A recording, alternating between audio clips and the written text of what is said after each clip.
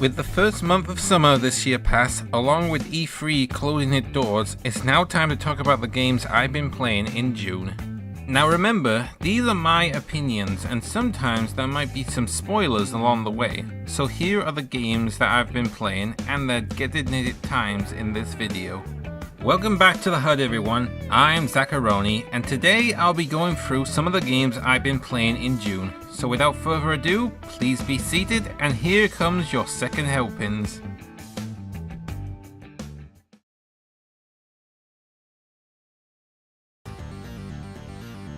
My toppings video for this game was the shortest so far, but I did say that this is a starter menu to the main course, which will take a few months to get out of the oven. But after playing Curse of the Moon, I just didn't find anything special or fun about it. It controls well and it had difficult boss fights, but I was just playing a new Castlevania that isn't a Castlevania game.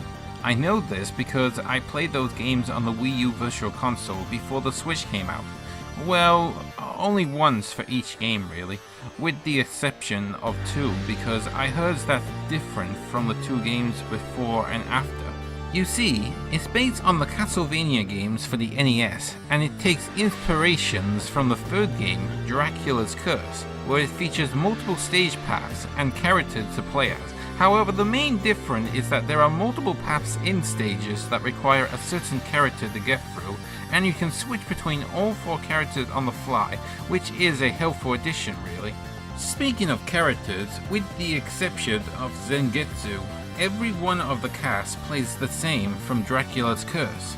Marion is just Trevor Belmont but prettier, Alfred is just Cipher but older, and Gebo is just Alucard that can also change into a bat like him really. While the music is good, Dracula's Curse had the most recognizable and memorable music compared to this game,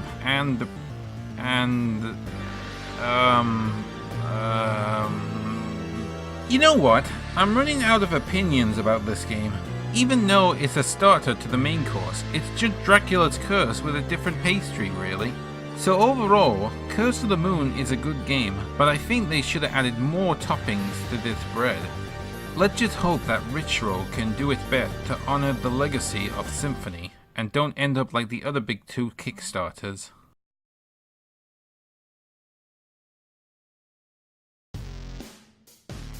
You know, when I was little, all I ate was pizza, given that this channel is called the Gaming Pizza Hut. But then in my teen years, my family keep telling me to try new things like steaks, chickens, sausages, bacon, and ribs, and I was surprised that I actually like them. Oh, and I also like fish as well. And speaking of fish, I prefer them cooked than raw really, because I thought to myself, I definitely won't like sushi. But if anyone had got any advice for eating sushi, that would be helpful because I'm enjoying Sushi Strikers, a fast-paced competitive Mash 2 puzzle game for the Switch, where the goal is to throw your plates at your opponent until their health bar is down to 0, which I have no idea why it couldn't be a food fight, but still, at least they are not wasting it though. So the premise is like this: the Empire, the one from the Rising Sun, has made sushi illegal from being eaten by anyone who is not with them because they believe it's used to make them into Popeye warriors. You follow Musashi, a young orphan boy or girl who is determined to share sushi with everyone after discovering the true satisfaction of sushi.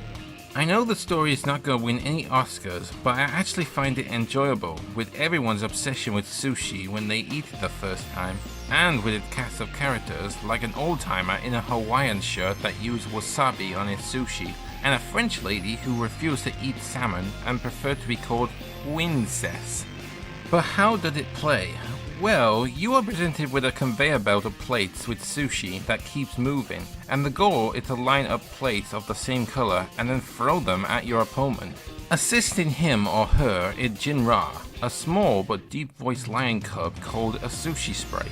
And as you eat sushi, you fill up your Sushi Sprite gauge, and once it's full up, you can activate his ability, which turns all plates into the same color.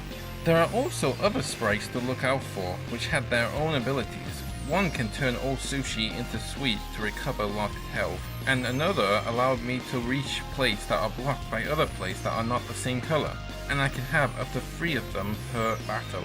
The main mode is linear, where you face opponents with their own sprites, like one that can make my conveyor belts faster, and another required me to have a set number of plays to damage my opponent. This forced me to change my playstyle on how to successfully get through it. Multiplayer is also a neat addition to the game, but you have to complete a few stages to unlock it, where you might say it's questionable, but I think it makes sense because if you don't know what you are doing, you'll be sent to the dishwasher without finishing the leftovers off. Now I did say that I'm enjoying the game, but it's not perfect. Its main problem is that the game moves so fast that the reticle doesn't land on the sushi I want it to land on. Yes, I know I can use the touchscreen in handheld mode, but my fingers are too big for the screen, making it hard for me to see what's going on really. Overall, I like Sushi Strikers. It's fast, challenging, fun, and it's got one of the catchiest intro music I have ever heard. But it can sometimes be spoiled by off-put controls that doesn't respond well.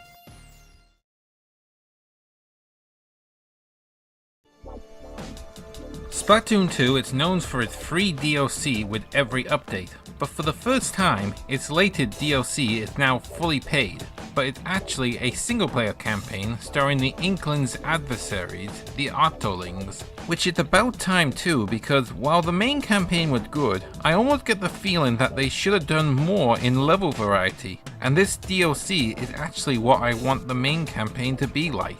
The main objective is collecting 4 artifacts, but you need to find them through a set of train lines that are connected to one another, which is all conducted by a sea cucumber named, stay with me on this, Sea Cucumber. Good one, Nintendo.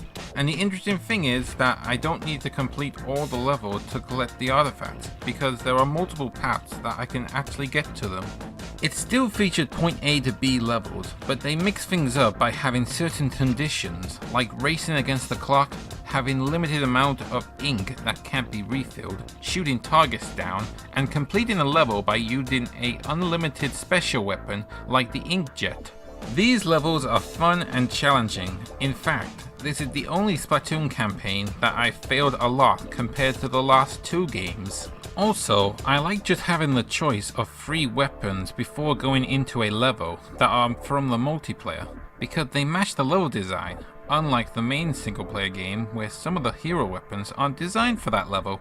I'm looking at you, Shower Boss. Speaking of bosses, they are also featured in this game but much tougher, like a giant oven with more artillery surrounding it. And there are ones that add a new twist, like using the baller to defeat the Octo Samurai. The story, meanwhile, is interesting this time. You are an Octoling who has lost his or her memories and had been discovered by Captain Cuttlefish, who was from the first game. After a misunderstanding because he didn't trust Octolings for what they did in the first game, he decided to name you Agent 8, and together you need to escape from the underground test facility to the surface, not only for his or her freedom, but also to compete in turf war matches, and also find Agent 3 from the first game as well. Pearl and Marina now plays a role in this DLC, not only helping Agent 8 and Cuttlefish, but I now learn a lot more about them, on how they met each other, and why did Pearl care about Marina, even though they are the opposite race to one another. In fact, at the beginning of the game, it said that every Octo was free after they heard the Calamari incantation, but I still believe that there is more to it, but I'll have to wait for the next game. Plus, the main character finally gets some camera time during cutscenes, unlike the main campaign where my Inkling doesn't get time in the spotlight. Overall, Octo Expansion was worth every penny I have ever spent, and hopefully the next campaign will learn from this. And before you ask, no, I am not telling you which Off the Hook girl is my favorite, so let's save it after the final Splatfest. Leave it at that. Good night.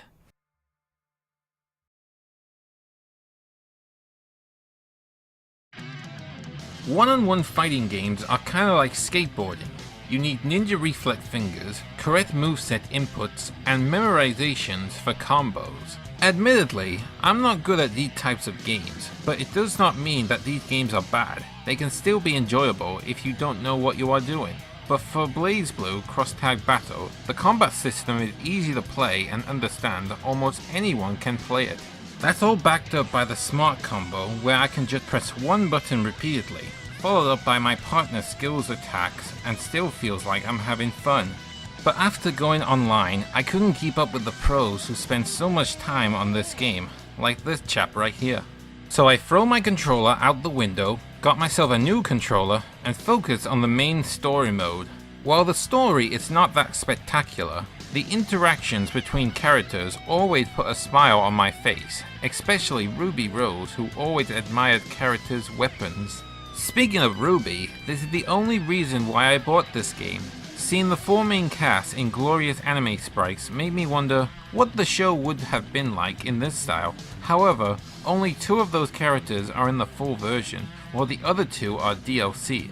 It's like they were focusing more on the BlazBlue, Persona 4 and the Under Night casts, really. Sure, they are free to download, but it doesn't seem like a smart use for the license, really. Speaking of DLC, the first 3 DLC packs are available to download, but what is really awkward is that they are featured as opponents in episode mode, even though you haven't bought them yet.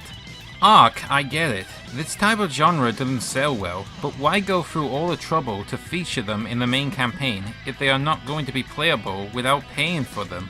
Also, with the character packs, it doesn't feature any other characters from Ruby, like Nora, Quo, or even Cinder, which I really want to break her legs after what she did in Season 3, that psychotic mother splatter. Overall, Cross Tag Battle plays well, and I would rather play it with my friends than against strangers online, but I do wish the Ruby cast would treat it better. Alright, that's all the games I've been playing in June. I hope you appreciate my opinions, and if you like what you see, be sure to like, share, and subscribe to my channel. Until then, I'm Zacharoni. Enjoy your pizza, and I'll see you next time.